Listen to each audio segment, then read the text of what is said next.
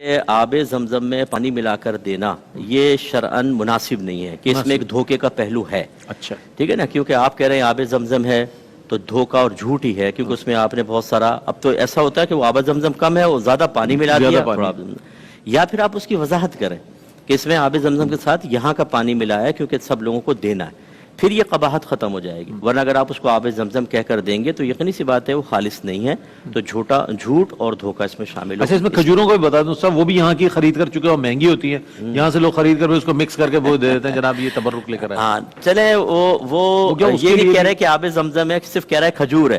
ہاں یہ نہ کہے وہاں سے لائی ہوئی کھجور ہے, پھر تو دھوکا تو اسی لیے کر رہا ہے نا وہاں سے لائی ہوئی. ہاں وہ پھر نہیں, وہ تو چلے اس میں گنجائش یہ نکل آئے گی کہ سامنے والا گمان کر رہا ہے اس کو گمان ہے. ہاں لیکن آب زمزم میں تو کوئی دوسری رائے ہو ہی نہیں سکتی نا, وہ تو وہیں کا پانی ہے, وہ تو اس میں چینج نہیں ہو سکتا. لیکن بہرحال کھجور میں بھی بہتر ہے کہ بتا دیں کہ بھئی یہاں کی کھجور ہے یا نہیں, تو یہ دھوکہ دہی کرنے کا کوئی فائدہ نہیں, اس سے بچنا چاہیے.